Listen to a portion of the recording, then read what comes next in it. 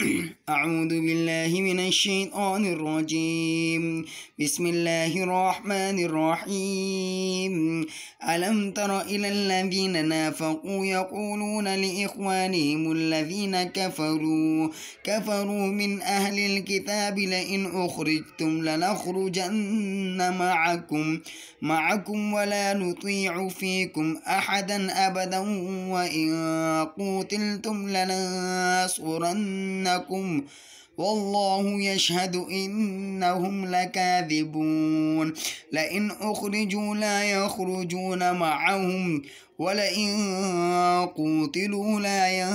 ينصرونهم ولئن نصروهم ليولن الأدبار ثم لا ينصرون لأنتم أشد رهبة في صدورهم من الله ذلك بأنهم قوم لا يفقهون لا يقاتلونكم جميعا إلا في قرى محصنة أو من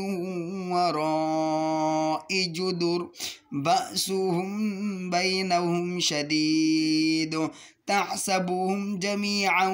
وقلوبهم شتى ذلك بأنهم قوم لا يعقلون كمثل الذين من قبلهم قريبا ذاقوا وبال أمرهم ولهم عذاب أليم كمثل الشيطان إذ قال للإنسان اكفر فلما كفر قال إني بريء منك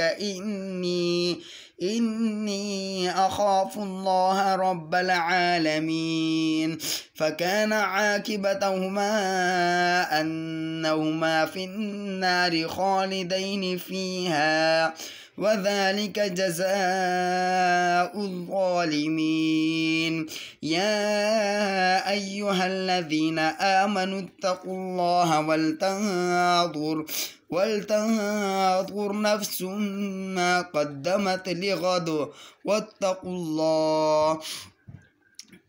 إن الله خبير بما تعملون ولا تكونوا كالذين نسوا الله فأنساهم أنفسهم أولئك هم الفاسقون لا يستوي أصحاب النار وأصحاب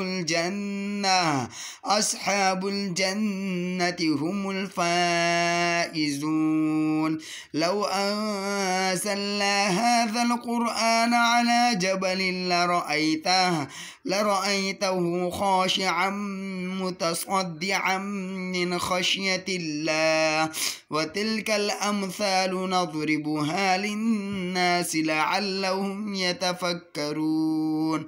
هو الله الذي لا إله إلا هو عالم الغيب والشهادة هو الرحمن الرحيم هو الله الذي لا إله إلا هو الملك القدوس السلام المؤمن المهيمن العزيز الجبار المتكبر سبحان الله عما يشركون هو الله الخالق البارئ المصور له الأسماء الحسنى يسبح له ما في السماوات والأرض وهو العزيز الحكيम।